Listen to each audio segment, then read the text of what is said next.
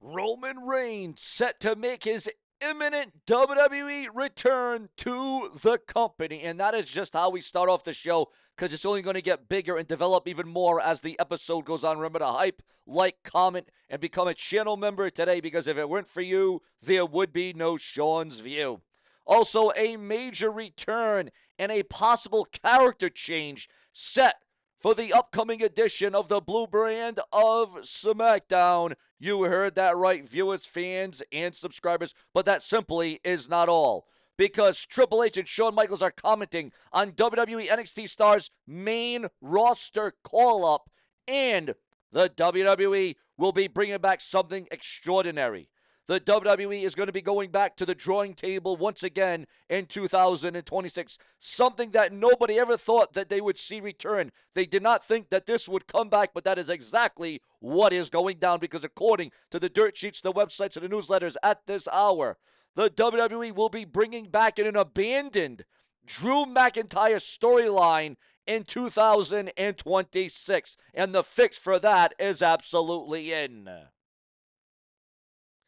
So it appears as if the WWE will be bringing back the Bloodline Hunter storyline in 2026. According to Self-Made Pro, on the January 5 episode of Self-Made Pro Press Sessions, WWE is planning to pick up the long-dormant Bloodline Hunter storyline, the same one that Drew originally pitched for WrestleMania 41, because it dropped in favor of his match against Damian Priest. I was told that there's been significant movement on picking back up where they left off when it comes to that stuff. So there you go. Drew McIntyre, Bloodline Hunter, back in play this year. What does this all mean? What does this all lead to? Also, there is a strong internal push for Drew McIntyre to dethrone Cody Rhodes and become the brand new undisputed WWE Champion. Do you want to see Drew McIntyre become the brand new WWE Champion? Should he defeat Cody Rhodes on SmackDown this coming week on Friday night on the USA Network? Again, there is a strong internal push for Drew McIntyre to defeat and dethrone Cody Rhodes and become the undisputed WWE Champion during this coming week's SmackDown. Speaking about the whole thing about on Self-Made Pro revealed that WWE Creative has been heavily leaned towards a major title change on the January 9th episode from Berlin's Uber Arena, where McIntyre and Rhodes will collide in a 3 stages of hell match. Now, this is very interesting, and I was told that the world title is changing this week. Yes, the 3 stages of hell match on SmackDown. It was also noted that the support for the Scottish Warriors win wasn't just a passing idea. It had a significant backing as of last week. There were significant voices in creative actively pushing for Drew McIntyre to defeat Cody Rhodes for the undisputed WWE title. But I know that as last week, there were significant voices pushing hard for Drew McIntyre to go over. Ultimately, it is Paul Levesque, Triple H's call, whether or not. Now, here's the thing. This all boils down to, are you sick and tired of Cody Rhodes' run? Is his reign up? Is it time for somebody else to become the WWE Champion? Here's the problem with that. Look at all the title changes we have had in the last month. In the last month alone. Hell, look at what happened on Monday Night Raw last night. Look at all the title swaps. Look at all the differences in the championships. That is what I am talking about, viewers, fans, and subscribers. Yes, that is exactly what I'm bringing up, and that is exactly what I'm talking about at this very time here on the Brash and the Brazen, where we deliver it to you in real time. Again, do you want to see Cody Rhodes retain the championship, the WWE title, the richest prize in the industry, or do you want to see Cody Rhodes lose the WWE title to Drew McIntyre? Now, the brutal 3 stages of hell match is already stacked. A traditional match followed by a Falls Count Anywhere match, and then an old school steel cage match. Now, there's rumor and gossip that if it does go to a third fall, if it does indeed go to a steel cage match, it will be the old blue barred steel cage match. Do you want to see the blue barred steel cage return to World Wrestling Entertainment? Your thoughts, your comments, and your opinions. Also, Seth Rollins struggles with breaking kayfabe on WWE's Unreal on Netflix. Also, breaking news on the World's Heavyweight Champion, CM Punk. CM Punk admits he's banged up after brutal WWE Raw match with Braun Breaker, where there could have been a very much deadly botch in that match last night. Also, Javon Evans' mom reacts to her son's Raw signing, which is what the world saw last night. What are your thoughts, your comments, your opinions on Javon Evans? Also, breaking news on the Beast Incarnate, Brock Lesnar, as Braun Strowman recalls real-life fight with Brock Lesnar at the Royal Rumble extravaganza. Also, Becky Lynch declares herself as the greatest champion in the whole galaxy after her controversial Raw win last night. Asuka breaks silence after Kabuki Warriors lose the WWE Women's Tag Team Championships last night on Raw. And for those of you that didn't watch my video from last night, what did the viewers, the fans, the subscribers, my channel members, what did you think about Monday Night Raw last night? 1 out of 10. Give me your quick review, your quick rundown of Raw. Also, Mick Foley reveals fallout after cutting ties with WWE over Donald Trump association. Also, breaking news. Now, it should be me. It should actually be me in the industry, in the company, in the wrestling, in the WWE, in the TNA, in the AEW. But YouTuber BDE officially signs and inks a deal with TNA Wrestling. There you go.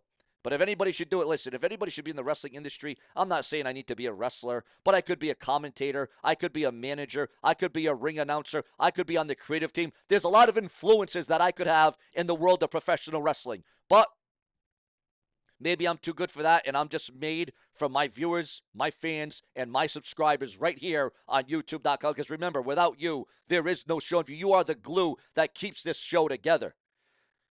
Now, we also are receiving word, breaking news. A huge return is about to go down. A huge comeback, viewers, fans, and subscribers. Ladies and gentlemen, Joe Hendry is set to appear at TNA Genesis 2026. Also, breaking news on Rhea Ripley and Io Sky. Rhea Ripley and Io Sky's tag team title win is not leading to a WrestleMania 42 program, according to those in the know. Also, with CM Punk pulling out all the stops to retain the world title last night, there was a lot of criticism, there was a lot of backlash, there was a lot of comments, there was a lot of sentiments that CM Punk looked old and slowed and washed up. Do you think that CM Punk looks old, slowed, and washed up? Do you believe that CM Punk has lost a step or two in his game as the world's heavyweight champion? Should CM Punk drop the world title because he's old and he's washed up and he's wrecked? Is CM Punk truly washed up? Has the WWE passed him by? Or is CM Punk still truly the best in the world? Also, there was this massive rumor going about Stone Cold Steve Austin, the Texas Rattlesnake, the toughest SOB in the company's WWE history. Stone Cold Steve Austin addresses a rumor that he gave up drinking beer, the Steve Weisers, some alcohol beverages. Well, again, that is just that, a rumor, as Stone Cold Steve Austin definitely still drinks alcohol, as he is still alcohol-fueled. Although he does not drink nearly as much as he used to. Instead of drinking every day, he's cut it down to about 1 or 2 times a week. And there's nothing wrong with that. Your thoughts, your comments, your opinions on the Texas Rattlesnake, Stone Cold Steve Austin. Also, Stone Cold Steve Austin reveals why WWE never pulled the trigger on a Goldberg versus Stone Cold Steve Austin match. And Stone Cold Steve Austin explains why Kevin Owens was chosen as his last opponent at WrestleMania 38. Just to think that was already 4 years ago. 39, 40, 41. 4 years ago, Austin had his last match. That is crazy, viewers. That is crazy. Speaking about last match, Stone Cold Steve Austin has opened up and he's brought it up. This coming out of the mouth of Stone Cold Steve Austin himself, that he could still wrestle, that Austin could still get it on in the ring, that Stone Cold Steve Austin still could be combative. And now the whispers are starting again. Stone Cold Steve Austin, CM Punk, WrestleMania. Are we finally going to get the dream match of a lifetime? Stone Cold Steve Austin versus CM Punk at WrestleMania. That would be monumental. That is a match we have been wanting since 2011. Yes, since 2011. Is it finally going to materialize? Also, Matt Cardona, the former Zack Ryder, reveals how his WWE deal all came together because, as we all know, he has signed a contract with the WWE. Also, Stone Cold Steve Austin is seriously considering a return to podcasting. The Broken Skull Sessions. Also, Stone Cold Steve Austin turned down. He reveals why he turned down WrestleMania 40 appearance. That being leaked, unveiled, and revealed online. Should have Stone Cold Steve Austin been at WrestleMania 40? Also, Steve Austin again reveals where things stand on his in-ring return. And of course, if Stone Cold does return to the ring, it will not be on a full-time basis. And will Stone Cold Steve Austin go back to the black trunks, the black boots, and the black vest? You never can say never in the WWE. Also, Stephanie McMahon's condition after brutal WWE Raw attack. Also, according to those in the know, WWE's longtime TV home, USA Network, has separated from NBC. This is absolutely huge. This is crucial. This, viewers, is major. Also, there was rumors and gossip. There was a lot of speculation online about the WWE since it was a Stranger Themes episode, about a passing away, about a star being killed off, about a wrestler dying on the show. But listen, we saw plenty of death in the Stranger Things movie, the show, the Netflix thing that they got going on. We saw a lot of killings. We saw a lot of RIPs. We saw a lot of deaths. We saw a lot of that. Make no mistake about it, viewers. Make no mistake about it. But I guess the WWE, well, let's be honest. You want to talk about as close to death as you could get last night was Stephanie McMahon being damaged after already being hurt, already not being 100%. And then Braun Breaker almost killed himself last night on Monday Night Raw during that botch. CM Punk almost killed himself after the botch to the outside of the ring. So there were a lot of different things where there could have been stars killed off or passing away last night on Monday Night Raw in an angle, but in a storyline type of predicament. Also, Chris Jericho's whereabouts during WWE Raw last night. Now, again, there was rumor and speculation because a lot of people got on top of me. A lot of people said, oh, Sean, you're just fake. You're clickbait. You said Seth Rollins was backstage. He was. Seth Rollins was backstage, but that didn't mean he was going to be on the show. That didn't mean he was going to return. Just because... What the... Just because a wrestler is backstage doesn't mean they're going to be there or return or come back. But Seth Rollins was backstage. But Chris Jericho was also rumored to return last night. I got blasted for that. Again, I said he could have returned. Maybe he was going to return. And I wasn't the only one that reported that. I'm not the only one that talked about it. But what did I get? Well, I got death threats. My family got death threats. My mom and dad. My mom who has got cancer. My dad who just had a stroke, who's now blind in his left eye. You got to be kidding me. I'm already going through a hell of a lot, and now I'm getting death threats because I was wrong, because I didn't call it right, even though I always say it's subject to change, even though I always say it's rumor, gossip, and speculation. You got to be kidding me. Death threats after what me and my family's going through. My brother died at 50 years old, and you're giving me death threats? I ain't got no time for that. I ain't got no time for that. You want some? Come get some. Don't sing it, bring it. Don't be a keyboard warrior. You want to show up in a plane, a train, Kurt Cobain, you can't complain. All you got to do is go one-on-one with the brash one. Because anybody can type. Anybody can type on their little keyboards, their little iPhones, their little iPads. Anybody can have their little watch. But it doesn't make a damn if you can't back it up. Because you ain't got what it takes to finish me. You ain't got what it takes to kill me. Hell, you can't even thrill me. So you want to come at me like that again? You got another thing coming, brother. What did you think about Eminem being the new theme, the new background to WWE Monday Night Raw as WWE cuts all ties to Travis Scott? Eminem is now the new Monday Night Raw theme. Listen, I love Eminem. I'm a huge fan of Eminem, a huge follower of Eminem. Some people say I look like Eminem. For real, they really do. They say I look like Eminem, pale in comparison to him. But here's the thing. Here's the thing, viewers. the song just doesn't really fit the whole Monday Night Raw vibe. They should bring back Across the Nation, or they should bring back the Nickelback theme song. You know what I'm saying? Also, ladies and gentlemen, we are receiving word at this time, at this hour. Let me get this crystal clear.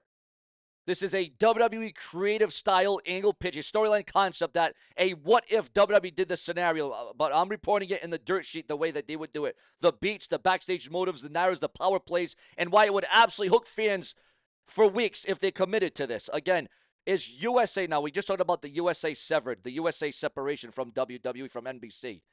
But what about Netflix separates Raw after Stranger Things disaster? Because a lot of people thought that Raw was a disaster with the Stranger Things themed episode last night on Netflix on Monday night. Now, the USA Network separates from NBC. Headline becomes the smokescreen, while the real angle, the storyline the bombshell, is WWE planning the idea that Netflix separates from WWE Raw after the Stranger Things themed episode goes off the rails to start off the new year. Your thoughts, your comments, your opinions, and your emotions on that. Should Netflix separate? Should WWE Raw be severed from Netflix? Should it return to the USA Network? Now, here's the core idea. WWE lets the USA separate from NBC spread as loud, breaking it a public story because it feels real world. It feels real world. It feels corporate. It feels like something that could change everything. But behind the curtain in the storyline, WWE uses that as a cover to reveal the true crisis. Netflix starts distancing itself from Raw after a disastrous themed episode, glitches, pacing problems, brand optics, whatever you want the kayfabe reason to be.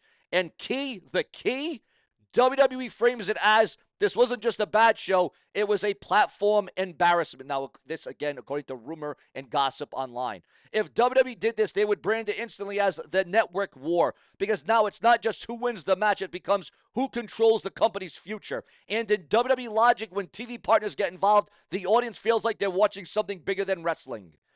The entire operation is unstable. The Stranger Things episode is the perfect inkling and indication, inciting incident, because it's a crossover, meaning optics matter. So the dirt sheet presentation would be Netflix wasn't happy, WWE had to scramble, there was panic in production, Triple H had to pivot fast. Even if the show airs, which it did, they present it like the aftermath is so toxic that Netflix says, we're reviewing Raw. And there's the storyline grenade. Oh, that is a grenade. That is a bombshell, viewers. This is where it gets strong and strange, kind of like Stranger Things Raw last night. Triple H doesn't need to be the over-the-top villain or hero. He becomes the executive in crisis. In the storyline, he comes out and says something like, Raw is bigger than any platform, but he's visibly furious because he knows the leverage is shifting away from the WWE. They run Raw like an emergency show, longer video packages, matches moved around, a promo that goes too long to fill time, a big segment pulled quietly. The crowd doesn't even know that it's staged. The commentary sells it. We are hearing plans change late. That creates the dirt sheet illusion that WWE is fighting to keep the ship steady. Now the smoke screen, the payoff. USA Network now separates in the storyline, shows up as the opportunist. We can save you, but we want power, says USA Network. And this is where fans get hooked because it's a power grab. USA demands certain stars, demands control of drafts, demands the bigger brand label, tries to turn SmackDown into the flagship while Raw bleeds. Now you layer Seth Rollins into the dirt sheet. He's spotted backstage, smiling, calm, almost like he's expected the mess. And in dirt sheet language, you present it like some people internally believe Rollins is being positioned as the chaos conductor of this entire angle. His character line becomes the thesis. When lights go out, I see everything. So Rollins becomes the guy fans suspect is either causing the sabotage, exploiting the panic, or using it to seize control of Raw creatively on screen. Then when WWE does, and they do this like they do this great, they do it creatively. Sometimes they do it up big, but then WWE does what WWE always does. They dangle a return-style rumor as the distraction. In the script, Pierce, the authority figure, drops a line that feels like a wink. Something like, break down the walls, best in the world, whatever. Not to confirm anything, but just to create some noise. Triple H counters with a guaranteed match. The platform guarantee main event. If it ends clean, Netflix says. If anything goes wrong, Netflix separates. You just turned a normal Raw into a corporate trial. Now, this is the money part. WWE introduces a storyline clause. If Raw glitches again on Netflix, if the feed drops, if there's disruption, Netflix can walk. That is huge, guys. Netflix can walk. Your thoughts, your comments, your opinions, and your emotions on all of that, because this is where we're at. This is Sean's view. But let's get into more news and rumors. Now, you run the match. It's going great. Fans relax. Then total blackout. Now a normal WWE spooky blackout. Dead silence. No music, no vibe, just gone. The lights come back on. You got a ref down, a star laid out, and the iron, the Tron reads separated. Then Netflix rep appears and says, you failed. Netflix is done with Raw. That's how you get people to tune in each and every week. Now you tie in the Royal Rumble Saudi Arabia into the story as symbolism. They're building the stage because WWE is about to announce a new TV era. You make the Royal Rumble not just a match, but a TV right power movement. Now, as far as the rumor meter is concerned, Netflix separates from Raw as an angle, 4 out of 5. Huge buzz, huge stars, huge stakes. USA free from NBC as the opportunist, 4 out of 5. Perfect corporate villain energy. Rollins as the mastermind, 5 out of 5. Fits his character in modern WWE storytelling. Also, Seth Rollins blasts troll culture as claims WWE must adapt. Now, they want you watching because Raw's existence is under attack. Your thoughts, your comments, and your opinions. Ladies and gentlemen, this is the brash, the brazen. Why? Because Sean's View Entertainment says this is the unapologetic. We're gonna engage you. We're gonna entertain you. We're gonna bring you into the know. We're gonna bring you into the mix because the fix is absolutely in. And if you're not down with that, well, then I got a couple of things for you to do if you're not down with this. And if you're not down with me, there's 2 things you can do. Nothing and like it. Now, for my viewers, my channel members, for my subscribers, keep commenting, keep vibing, keep expressing, and keep on keeping in 2026 because I have arrived again. Subscribe with plenty more to come around the damn clock. Tick tock, tick tock. I will not stop.